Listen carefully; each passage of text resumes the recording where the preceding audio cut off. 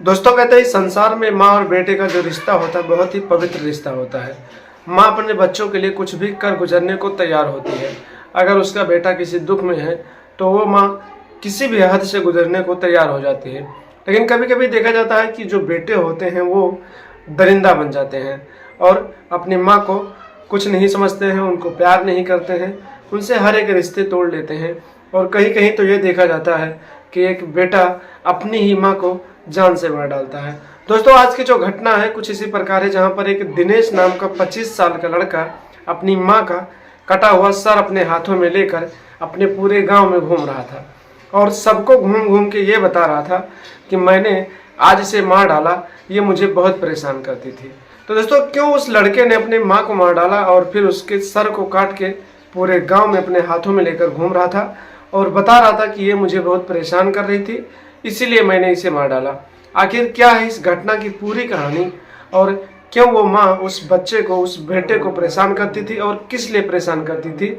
आखिर क्यों उसने अपनी माँ के सर को काट डाला और फिर इस तरह की घिनौनी वारदात को अंजाम दे दिया? दोस्तों आइए वीडियो में बताते हैं पूरी कहानी विस्तार से, लेकिन आप लोग पूरी घटना जानने के लिए, पूरी कहानी जानने के लिए हमारे वीडियो को अंत तक जरूर देखना, क्योंकि आप लोग अगर अंत तक वीडियो नहीं देखेंगे तो ये कहानी, ये घटना आपके समझ में नहीं आएगी।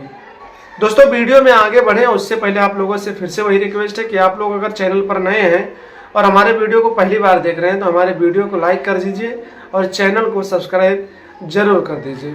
आइए दोस्तों वीडियो में आगे बढ़ते हैं और आपको कहानी पूरी विस्तार से बताते हैं।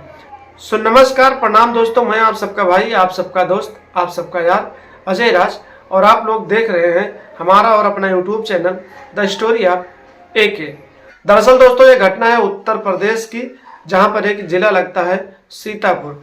सीतापुर जिले में एक थाना आता है अकलपुर, और अकलपुर थाना के अंतर्गत एक गांव आता है मौजापुर। दोस्तों उस गांव में दोपहर का समय था। 25 साल का एक लड़का दिनेश जिसका नाम था, वो अपनी माँ का कटा हुआ सर अपने हाथों में लेकर पूरे गांव में घूम रहा था और सबको बता रहा था कि आज मैंने इसे मार डाला, ये मुझे बहुत परेशान करती थी। दोस्तों वो घूम घूम के पूरे गांव में बता रहा था कि मैंने आज इसे मार डाला, और किसी ने इसकी सूचना पुलिस को दी। पुलिस उसके घर पहुंची लेकिन वो अपने घर पे नहीं मिला।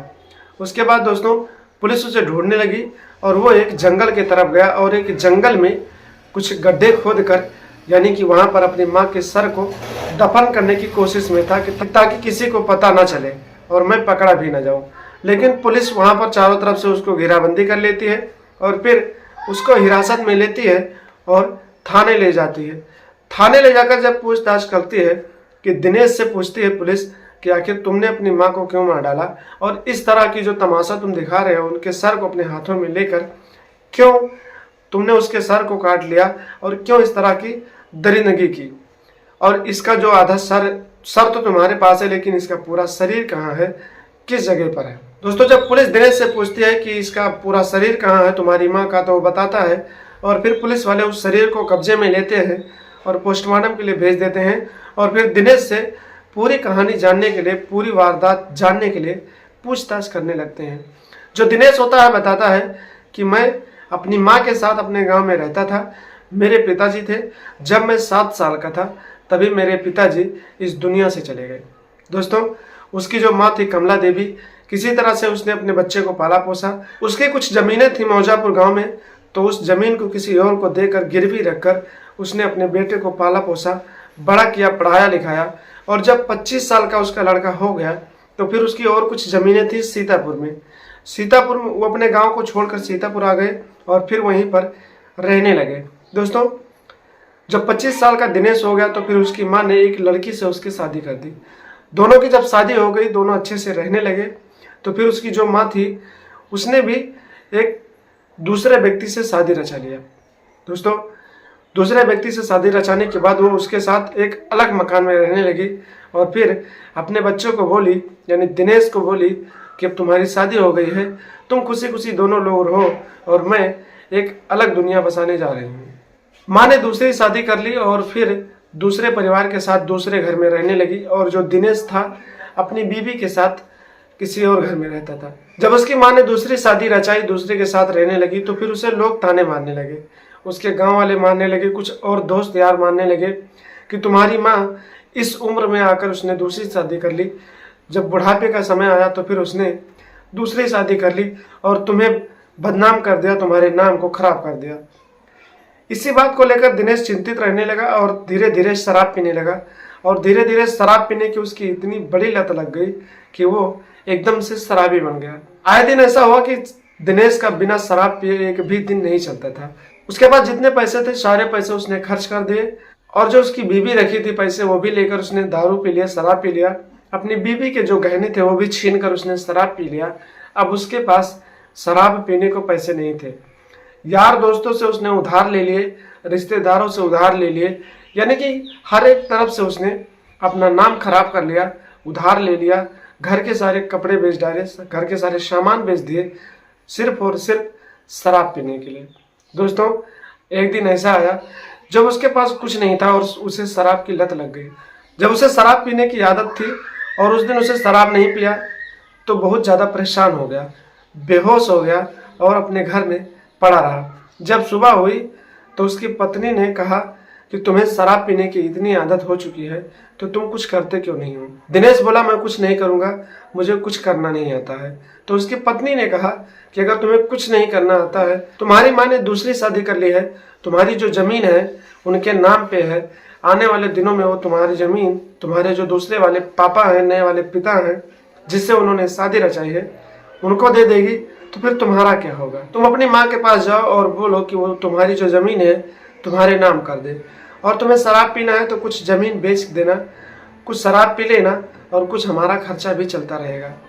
दोस्तों जब उसकी बीवी इतनी बात कहती है तो दिनेश के मन में वो बात समझ आती है और वो सुबह उठता है, नहा धोकर अपनी माँ के घर चला जाता है और कहता है जो जमीन है हमारी हमारे नाम कर दो, उसके बाद तुम किसी के भी साथ रहो, कोई दिक्कत नहीं है। उसकी जो माँ होती है उसे पता हो जाता है कि एक शराबी बन चुका है, हर एक सामान बेच चुका है, बीबी के गहने बेच चुका है। अगर मैंने खेत इसके नाम कर दिया तो ये खेतों को बेचकर शराब पी जाएगा।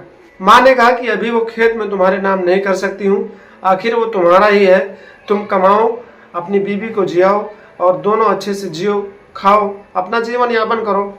जब वो समय आएगा तो मैं खुद तुम्हारे नाम पर सारे प्रॉपर्टी करके चली जाऊंगी। दोस्तों दिनेश वापस घर चला आता है और अपनी पत्नी से कहता है कि माँ खेत हमारे नाम करने के लिए राजी नहीं है। उसकी जो बीबी होती है बार बार यही चीज़ उससे कहती रहती है। हर एक दिन दिनेश अपनी माँ के पास जाता है तो उसकी माँ कहती है कि जब तुम्हारे बाल बच्चे हो जाएंगे तो जो खेत है तुम्हारे बच्चों के नाम कर दूंगी, अगर तुम्हारे नाम कर दूंगी तो तुम उसे बेचकर शराब पी लोगे। इसी तरह से दिन बीत जाते हैं और एक दिन की बात है दोस्तों, सुबह होता है और दिनेश अपने घर से हाथों में कुल्हाड़ी लेकर अपनी माँ के घर पहुंच जाता है। जैसे ही दूर से उसकी माँ देखती है कि उसके हाथों में कुल्हाड़ी है तो फिर वो डर जाती है और उसे पता हो जाता है कि आज ये मुझे जान से मार डालेगा। जब उसके घर में दिनेश पहुंचता है तो माँ जो उसकी होती है इधर उधर छुपने लगती है, भागने लगती है और चिल्लाने लगती है, बचाओ बचाओ कहने लगती है। लेकिन गांव वाले देखते हैं कि उसके हाथों में कुल्हाड़ी है तो कोई भी उसे बचाने के करीब नहीं आते हैं।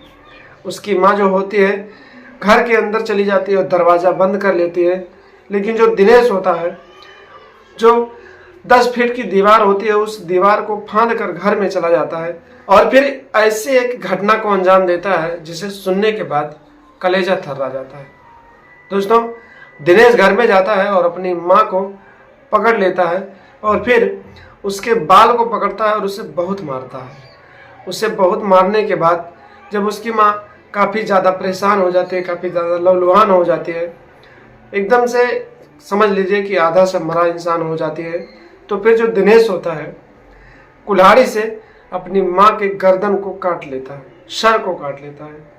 दोस्तों सर को काटने के बाद दिनेश घर से बाहर निकलता है और फिर अपने हाथों में बाल पकड़कर अपने माँ के सर को लेकर पूरे गांव में घूमता रहता है।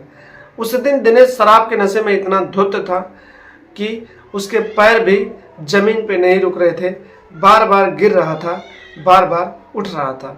दोस्तों अपनी माँ के कटे हुए सर को लेकर दिनेश पूरे गांव में घूम रहा था, आसपास के खेतों में घूम रहा था और यही कह रहा था कि इसने मुझे बहुत परेशान किया, मैं इससे पैसे मांगता था, पैसे नहीं देती थी, मैंने कहा कि मेरी ज़मीन मेरे नाम कर दो, इसने नहीं किया, तो फिर मैंने अपनी माँ को मार डाला। बार बार पूरे गांव में कहता रहता था कि मुझे शराब पीना था, मुझे पैसे नहीं दे रही थी, मैंने इसे मार डाला, इसने मुझे बहुत परेशान किया। इसी तरह से बड़बड़ बड़बड़ करता रहा और फिर वो सर ले जाकर अपने घर पहुंच गया। दोस्तों, जब वो घर पहुंचा, उसकी पत्नी बैठी हुई थी और उसकी पत्नी ने, उसके बाद दिनेश ने अपनी माँ का जो सर था उसकी पत्नी के पैरों पर रख दिया। जब उसने अपनी माँ का सर अपनी पत्नी के पैरों पर रखा तो उसकी पत्नी डर गई और फिर डर के मारे घर में घुस गई। उसने सोचा कि उसने उसे मार डाला है तो ये मुझे भी जान से मार सकता है। जब पत्नी घर के अंदर चली जाती है, दरवाजा बंद कर लेती है, उसके बाद दिनेश वहां से निकलता है और वो सर लेकर एक जंगल में जाता है और एक गड्ढा खोलता है और वहीं पर उस सर को दफन करने के लिए कार्य करने लगता है। इसी बीच कोई पुलिस को फोन कर देता है और पुलिस मौके पर पहुंचती है। तो सबसे पहले दिनेश के घर जाती है। जब दिनेश वहां नहीं मिलता है तो और एक जंगल में दिनेश को पुलिस वालों ने चारों तरफ से घेराबंदी करके हिरासत में ले लिया और हथकड़ी डालकर थाने ले गई। उसके बाद दोस्तों इसी तरह से पूरी कहानी दिनेश ने बताई कि किस तरह से मैंने अपनी माँ को मार डाला और उसके सर को लेकर पूरे गांव में घूम रहा था। तो देखा आपने दोस्तों, एक बेटा जो था उसकी माँ जब दूसरी शादी उसने कर ली तो शराबी हो गया और शराब का इतना आदी हो गया कि बिना शराब के उसके एक भी दिन नहीं चलता था और उसी शराब के चलते उसने अपनी माँ का सर काट डाला और फिर पूरे गांव में लेकर तमाशा करता रहा। तो दोस्तों आप लोग भी कमेंट बॉक्स में कमेंट करके अपने विचार को बताएं कि क्या दिनेश ने जो किया अपनी माँ के साथ, क्या उसने सही किया, या जो उसकी पत्नी थी उसने अपने पति को ये सलाह देकर गलत किया कि तुम्हारी ज़मीन तुम्हारी माँ के नाम अपने नाम कर लो, या उसकी माँ ने ज़मीन उसके नाम नहीं किया, या उसने ये गलत किया। आखिर दोस्तों इस तरह की घटनाएं इस समाज में होनी चाहिए क्या? एक बेटे ने अपनी माँ और बेटे के रिश्ते को कलंकित करके सही किया या गलत किया? क्या ऐसे बेटे का इस संसार में जीने का हक है या नहीं है?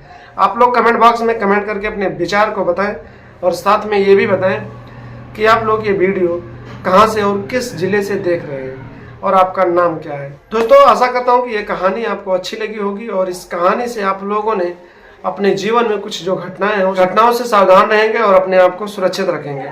दोस्तों मिलते हैं बहुत जल्द एक नई वीडियो के साथ, एक नई कहानी के साथ। तब तक के लिए दोस्तों हंसते रहिए, मुस्कुराते रहिए और हमारे चैनल के साथ बने रहिए। हमारे चैनल को सब्सक्राइब कर दीजिए। तब तक के लिए दोस्तों नमस्कार, प्रणाम, जय हिंद, जय भारत, वंदे मातरम।